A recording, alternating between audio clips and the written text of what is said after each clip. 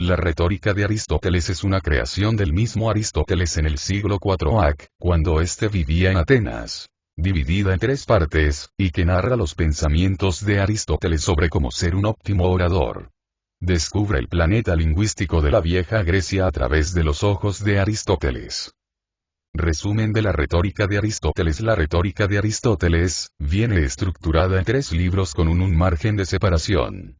Primero está la publicación en el siglo 367 a 347 AC, y después 335 a 322 AC. Dicho eso, el primer libro señala los puntos básicos de la retórica. El segundo va dirigido al lector, ilustrando los juicios de la multitud y las elecciones que toman apoyado en eso. Y por último, Aristóteles muestra a la retórica como un medio de manipulación. Libro primero. Generalidades. El primer libro de la retórica de Aristóteles, se distribuye en 15 capítulos, que a su vez tiene múltiples fragmentaciones, donde se desarrollan los puntos básicos de la retórica como entre otras cosas, su método y qué función tiene, con el propósito de ofrecerle al lector una visión de cuáles eran las distintas retóricas aplicadas en la vieja Grecia. Otro colosal libro que se sugiere es Otelo de Shakespeare. Capítulos. Primero de estos capítulos se denominan retórica y dialéctica, objetivos de la retórica, tipos de retórica, retórica deliberativa y la alegría y la retórica, donde se describen el poder de la persuasión o convencimiento en una conversación, debido a que para Aristóteles, es de suma consideración creer en lo que se está comentando y cómo y dónde vas a usarlo. Asimismo, los diferentes tipos de retóricas influyen, en concordancia al mensaje que se quiere llegar, así sea en una defensa, hechos recientes o por el fácil método de encontrar algo para hacerte feliz. Capítulo sexto. Estos capítulos se denominan el bien y la retórica, lo favorable y la retórica, las maneras de gobierno y la retórica, los temas apropiados e inapropiados y acusables y defendibles, que se enfocan en el cómo tienes que utilizar la retórica, a través de la ética que debe existir, en cuál de las configuraciones es la favorable para utilizarla, así sea para hacer feliz a alguien, o a ti mismo. Y a su vez, de qué forma hay que apoyar a los líderes de una nación, sabiendo el pasado y los actos que le representan. Capítulos 11-XB. Estos capítulos se denominan el excitación y la retórica, delincuencia, ley y delincuencia, intensidad de los delitos y elementos para argumentar, que manifiestan a la excitación como parte influyente de la retórica, y a esas personas que lo utilizan con malas intenciones delictivas, recayendo en el enfoque de lo judicial y la injusticia. Libro segundo. Efectos del discurso. De la misma manera que el primer libro de la retórica de Aristóteles, este se distribuye en 26 capítulos, que manifiestan de qué forma influye la retórica en la multitud, posterior a su entendimiento. Capítulos. Primero. Sí. Capítulos catalogados como patos y etos en la retórica, malas pretensiones y positivas, el cariño y el odio, el temor y el ánimo, generosidad, compasión, indignación, envidia y emulación. Un caso de muestra que proporciona esto es, la Ilíada.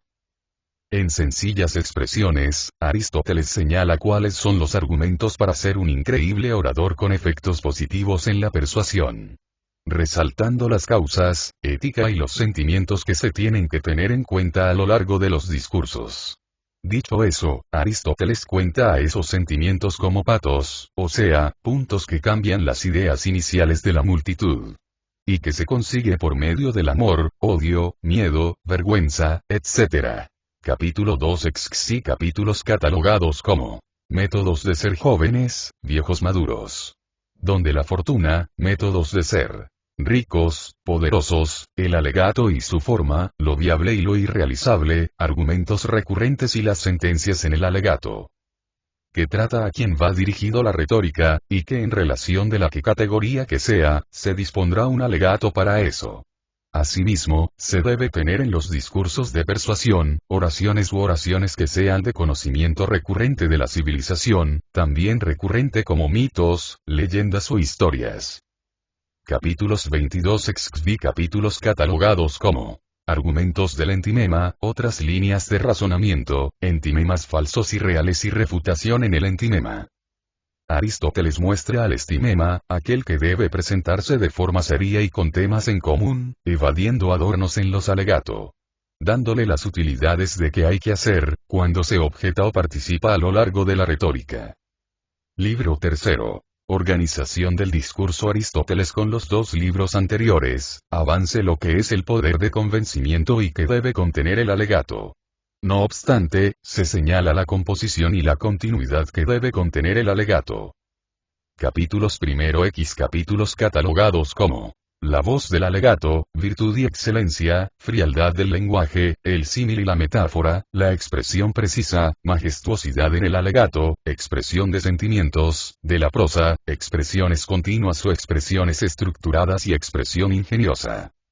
Estos capítulos abordan los temas de cómo debe ser la posición, la expresión del rostro y del alegato, la tonalidad y lo conciso del alegato, a lo largo de la retórica. Capítulos 11-XV capítulos catalogados como visualización retórica, géneros de la expresión, partes del alegato, el exordio, o preámbulo, la sospecha y la proposición, o exposición. Un caso de exhibe aparente es el poema de Gilgamesh. En estos capítulos, la retórica debe conducir ejemplos, una visualización a eso que se quiere llegar, el lenguaje debe ser claro para el entendimiento de todos y, cuál es la composición y continuidad que hay que integrar a lo largo del alegato.